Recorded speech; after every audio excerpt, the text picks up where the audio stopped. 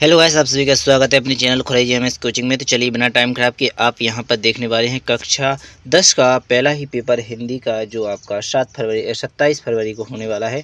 वार्षिक परीक्षा है, वो रियल पेपर है, संपूर्ण हल के साथ है। तो चलिए वायरल पेपर यही आपने हर जगह देखा होगा, तो इसका पूरा सोल्यूशन आप यहाँ पर देखने वाले हैं। तो सेट ए का भी देखेंगे यहाँ पर। तो सेट ए में आपसे पहले ऑब्जेक्टिव क्वेश्चन पूछे जाएंगे। तो चलिए एक एक करके ऑब्जेक्टिव क्वेश्चन का आंसर देख लेते हैं। तो सबसे पहले का क्वेश्चन का राइट आंसर आप देखेंगे, हिंदी में गद्य साहित्य का दूसरा काल होता है।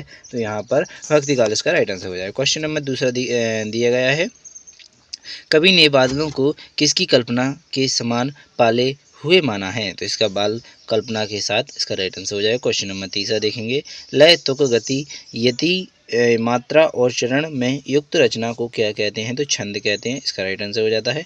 इसके बाद आता है क्वेश्चन नंबर चौथा, नेताजी का चश्मा कहानी का मूल भाव है। तो इस प्रकार इसका राइट आंसर आप यहाँ पर देखेंगे, तो यहाँ पर हो जाएगा देशभक्ति की भावना। इसके बाद क्वेश्चन नंबर 5 देखेंगे, जिस समास में प्रथम पद विशेषण और दूसरा पद विशेष होता है उसे कहते हैं। तो यहाँ पर कर्मधारय समास इसका राइट आंसर हो जाएगा। क्वेश्चन नंबर 6 देखेंगे, माँ ने भोलानाथ के घाव पर लगाया। तो यहाँ पर पिसी हुई हल्दी इसका राइट आंसर हो जाएगा। इस प्रकार आपने ऑब्जेक्टिव क्वेश्चन कंप्लीट कर लिए हैं। अब देखेंगे रिक्त स्थान। तो यहाँ पर सबसे पहले वाले खाली स्थान को यहाँ पर पढ़ेंगे आप। गोपियों के लिए श्री कृष्ण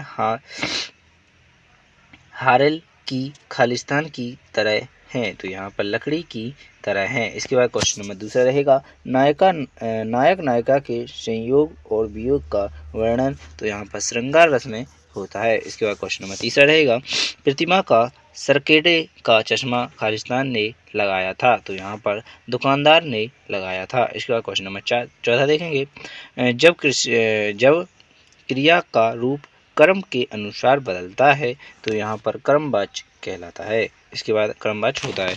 इसके बाद क्वेश्चन नंबर 5 देखेंगे, साना साना हाथ जोड़ी पाठ गद्य की खालिस्तान विदा है। तो यहाँ पर यात्रा वृदंत इसका राइट आंसर हो जाएगा। छठवां खालिस्तान देखेंगे, चाय के बागानों में कई युक्तियाँ बोकू पहले चाय की पत्तियां तोड़ रही थी। इस प्रकार क्वेश्चन खालिस्तान भी आपके समाप्त हो जाते हैं। ऑब्जेक्टिव समाज अच्छे कर लिए आपने, यहाँ पर खालिस्तान भी अच्छी तरीके से कंप्लीट कर लिए। अब देखते हैं जोड़ियाँ। तो सबसे पहले जोड़ी में आपसे पूछा गया है, उत्साह कविता किससे है। तो यहाँ पर सूर्यकांत त्रिपाठी निराला इसका राइट आंसर हो जाएगा।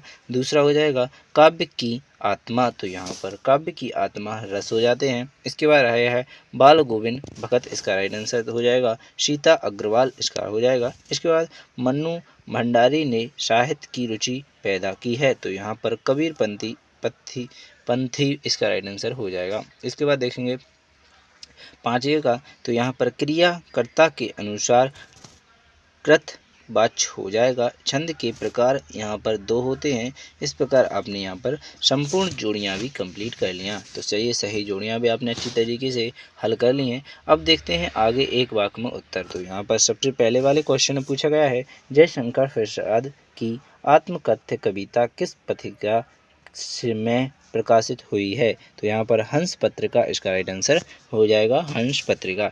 इसके बाद क्वेश्चन नंबर दूसरा देखेंगे, भोलानाथ और उसके साथी अमोले को घिसकर क्या बजाते हैं। तो यहाँ पर शहनाई इसका राइट आंसर हो जाएगा। इसके बाद क्वेश्चन नंबर तीसरा देखेंगे, संस्कृति निबंध हमें किससे टकराने की प्रेरणा देता है। तो यहाँ पर सभ्यता और संस्कृति से, इसका राइट आंसर हो जाएगा। क्वेश्चन नंबर चौथा देखेंगे, टेढ़ी खीर मुहावरे का अर्थ है कठिनकार। टेढ़ी खीर मुहावरे का अर्थ है कठिनकार। इसके बाद क्वेश्चन नंबर 5 देखेंगे, हिरोशिमा नामक किस कविता किस काव्य संग्रह से ली गई है। तो यहाँ पर अरि ओ कृष्णा प्रभाव में से ली गई है।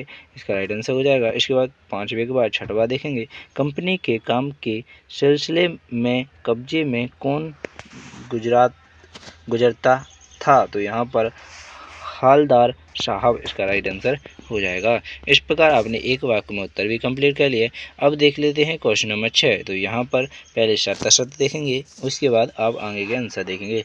पहले का असत हो जाएगा। यहाँ पर पूछा गया है, उद्धव का संदेश गोपियों को गुड़ की तरह मीठा लगा। बिल्कुल असत है। कड़वा लगा था। इसके बाद क्वेश्चन नंबर दूसरा, राम बाजार जाता है, यह आज्ञावाचक वाक्य है, बिल्कुल नहीं है। इसके बाद क्वेश्चन नंबर तीसरा, कैप्टन चश्मे वाला आज़ाद हिंद फौज की सिपाही था, तो यहाँ पर सही हो जाएगा। यहाँ पर लोक प्लस उक्ति से मिलकर लोकोक्ति शब्द बना है, बिल्कुल सही है। इसके बाद परशुराम के फरसे को देखकर लक्ष्मण भयभीत हो गए, बिल्कुल नहीं हुए थे। इसके बाद क्वेश्चन नंबर छठवा हो जाएगा, भोलानाथ के पिता उन्हें गोरस भात चांदी के कटोरे में खिलाते थे, इसका राइट आंसर सही हो जाएगा। इस प्रकार आपने शतशत भी कंप्लीट कर लिए। अब देखते हैं क्वेश्चन नंबर 6 को, रीतिकाल को श्रृंगार काल क्यों कहा जाता है, लिखिए। अथवा में दिया गया है प्रगतिवाद की दो विशेषताएं, लिखिए। तो इनमें से कोई भी एक करना है। तो ये रहा क्वेश्चन नंबर 6, रीतिकाल को क्यों कहा जाता है। इस प्रकार आपका ये राइट आंसर क्वेश्चन नंबर 6 का हो जाएगा। चलिए बिना टाइम खराब किए अब देख लेते हैं और आगे। तो क्वेश्चन नंबर 7 नीचे आप देख सकते हैं, तुलसीदास अथवा जयशंकर प्रसाद की काव्य विशेषताएं निम्नलिखित बिंदुओं के आधार पर लिखिए। तो यह रही तुलसीदास की विशेषताएं, तो यहाँ पर अवश्य कंप्लीट कर सकते हैं। तो चलिए बिना टाइम खराब किए क्वेश्चन नंबर 7 भी आपने अच्छी तरीके से देख लिया। अब देखेंगे क्वेश्चन नंबर 8। क्वेश्चन नंबर 8 में आपसे पूछा गया है, उद्धव के व्यवहार की तुलना किस किस से की है। तो यहाँ पर गोपियों के अनुसार राजा का धर्म क्या होना चाहिए। तो यहाँ पर 8वीं का आंसर देखेंगे। तो ये रहा, गोपियों के उद्धव के व्यवहार की तुलना निम्नलिखित उदाहरणों से की है। इस प्रकार से आप देख सकते हैं। चलिए बिना टाइम खराब किए क्वेश्चन नंबर 9 को देखेंगे अब। तो ये रहा क्वेश्चन नंबर 9, लक्ष्मण ने वीर योद्धा की क्या क्या विशेषताएं बताई हैं। अथवा में दिया गया है 9 का, उत्साह कविता के बादल किन किन अर्थों की ओर संकेत करता है। इस प्रकार इनका भी आंसर देखेंगे। तो ये रहा क्वेश्चन नंबर 9 का आंसर, तो इसे आप यहाँ पर देख लीजिएगा। चलिए आगे देख लेते हैं। ये वीरताएं बताई हैं लक्ष्मण ने क्या क्या होती हैं। वे खुद पर आत्म अभिमान नहीं करते हैं, वह दूसरों को आदर देते हैं। वीर योद्धा शांत निरम क्षमाशील और धर्मवान बुद्धिमान होते हैं। इस प्रकार आप इनको अच्छी तरीके से पढ़ सकते हैं। इसके बाद क्वेश्चन नंबर 10 देखेंगे। तो महाकाव्य और खंड काव्य में अंतर लिखिए। तो यहाँ पर महाकाव्य और खंड काव्य का अंतर आपको स्क्रीन पर दिख रहा होगा, तो इसे आप यहाँ पर कंप्लीट कर लीजिएगा। चलिए बिना टाइम खराब किए अब देख लेते हैं क्वेश्चन नंबर 11। तो यहाँ पर 10 को आपने देख लिया। अति संयुक्ति अलंकार की परिभाषा उदाहरण सहित लिखिए। तो ये रहा अति संयुक्ति अलंकार की परिभाषा उदाहरण सहित। तो इसको आप देख सकते हैं, हनुमान की पूंछ में लगन ना पाई आग, सर जो यहाँ पर लिखा है, सगरी लंका जल गई, गए निशाचर भागी। तो इस प्रकार आप इनको कंप्लीट कर सकते हैं। इस प्रकार क्वेश्चन नंबर 11 कंप्लीट हो जाता है। और दोहर छंद का उदाहरण लिखिए, अथवा में दिया गया है, इसे आप अपने हिसाब से कर सकते हैं। क्वेश्चन नंबर 12 देखेंगे, कहानी और उपन्यास में 2 अंतर लिखिए, नाटक या एकांकी में 2 अंतर लिखिए। तो कहानी और उपन्यास के 2 अंतर आपको स्क्रीन पर दिख रहे होंगे, तो इसे आप कंप्लीट कर लीजिएगा। इसके बाद 12वीं के आता है 13वां क्वेश्चन। तो यहाँ पर रखा है, राम वृक्ष वैनीपुरी अथवा मुन्नू भंडारी की साहित्य विशेषताएं निम्नलिखित बिंदुओं के आधार पर लिखिए। तो इस प्रकार आप इसे देख सकते हैं। इसके बाद रहा क्वेश्चन नंबर 14, भगत सिंह सुपुत्र उन्हें अकेला क्यों नहीं छोड़ना चाहती थी। तो इसका पहले राम वृक्ष वैनु करके देख लीजिएगा, ये रहा। इसके बाद क्वेश्चन नंबर 14 का आपने यहाँ पर देख ही लिया, भगत सिंह पुरी का, और इसके अथवा में दिया गया है बिस्मिल्ला खां। तो इस प्रकार आप क्वेश्चन नंबर 14 का पहला ही देखेंगे। तो भगत सिंह के पुत्र वधु जानती थी कि भगत सिंह संसार में अकेले हैं। इस प्रकार उसका राइट आंसर क्वेश्चन नंबर 14 हो जाता है।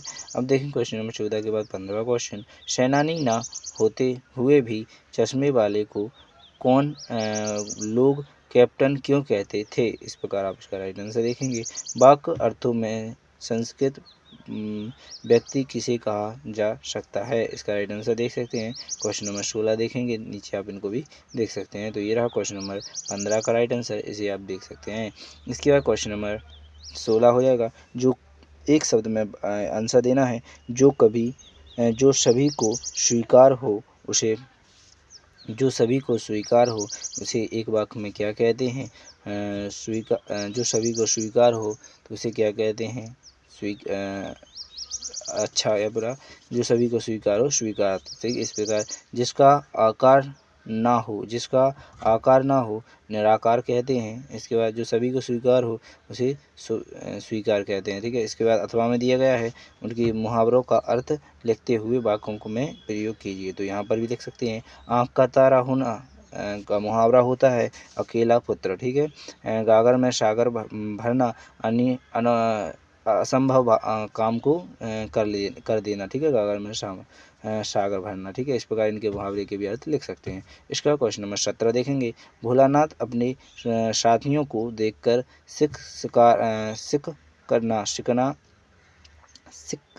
सीखना क्यों भूल जाता है। तो यहाँ पर सीखना क्यों भूल जाता है, इसका 17वें क्वेश्चन का आंसर देखेंगे। फिर 18 देखेंगे। तो ये रहा क्वेश्चन नंबर 17 का राइट आंसर। तो इसे आप यहाँ पर कंप्लीट कर लेंगे। तो ये रहा 17 का, आपने देख ही लिया। भोलानाथ अपने साथियों को देखकर सिखाना क्यों भूल जाता है। इसके बाद क्वेश्चन नंबर 18 देखेंगे। तो 18 का राइट आंसर ये रहा आपका। इसके बाद क्वेश्चन नंबर 19 देखेंगे। तो 19 का राइट आंसर आपका ये रहा। गद्य पद स्क्रीनशॉट ले लीजिए, जल्दी लीजिए, ज़्यादा लंबी वीडियो हो जाएगी बहन आपकी। तो इसके बाद आता है क्वेश्चन नंबर 20, 21। तो इनको भी आप यहाँ पर पढ़ लीजिएगा। तो आशा करूँगा आपको यहाँ पर संपूर्ण जानकारी मिल चुकी होगी कि मेरे जीवन का लक्ष्य। तो ये रहा क्वेश्चन नंबर 20 का राइट आंसर, मेरे जीवन का लक्ष्य। इसके बाद आता है क्वेश्चन नंबर 21। तो ये रहा क्वेश्चन नंबर 21 का राइट आंसर। तो इसे आप यहाँ पर देखेंगे, क्वेश्चन नंबर 21।